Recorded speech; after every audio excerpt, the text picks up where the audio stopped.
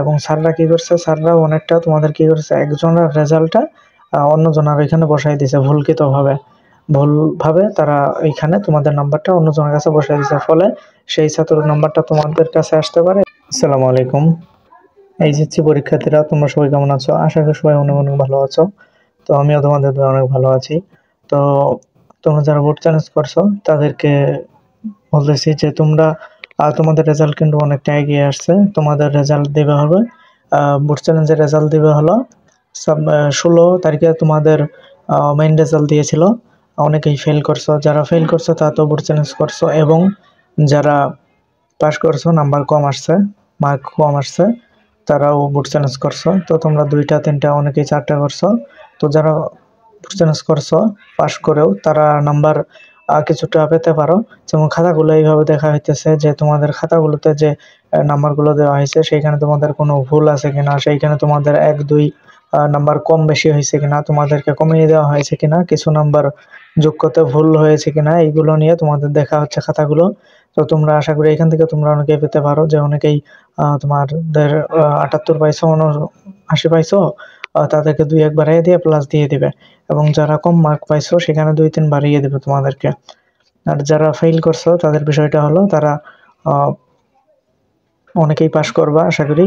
কারণ তোমাদের খাতাগুলো দেখা হইতেছে কি, তোমাদের আমি এর আগেও বলছিলাম যে তোমাদের খাতাগুলো দেখা হইতেছে যে যারা ফেল করছো তাদের খাতাগুলো অনেক সময় কি হয়েছে, তোমাদের যে রেজিস্ট্রেশন রুল রেজিস্ট্রেশন মিশাইতে তোমরা ভুল করছো অনেকেই। তোমাদের যে ওই যে পয়েন্ট যেখানে তোমরা রুল রেজিস্ট্রেশন বসাও সেখানে অনেকেই ভুল করছে।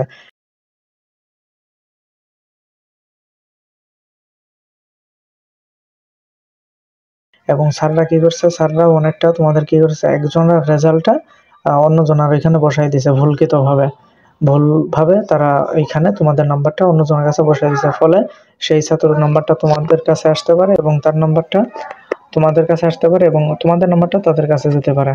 যার ফলে তোমরা একটা আশা রাখতেই পারো যে তোমরা অনেকেই পাস করবা। তো আশা করি যে অনেকেই পাস করো। যেমন 4 লাখ 5 লাখের মতো বুট চ্যালেঞ্জ করছে, তাদের মধ্যে কম করে হলেও যেন 50% যেন রেজাল্ট পরিবর্তন হয় এবং তোমাদের মনের মতো যাতে তোমরা রেজাল্টটা পাও। তো আমরা এই আশাটাই করবো। তো সবাই টেনশন করো না, যারা অনেকেই ফেইল করছে, একটা সাবজেক্ট 2টা সাবজেক্ট ফেইল করছে, 2টা না আসলেও একটা আসতে পারে। তো তোমাদের জন্য শুভকামনা রইল। সবাই ভালো থাকো, সুস্থ থাকো। সেই পর্যন্ত দেখা যাবে তোমাদের 16 তারিখে যখন 16ই নভেম্বর যখন তোমাদের ফুড চ্যালেঞ্জের রেজাল্টটা দেওয়া হবে। তো তখন তোমরা তোমাদের কাঙ্ক্ষিত ফলাফলটি তোমরা পাবা।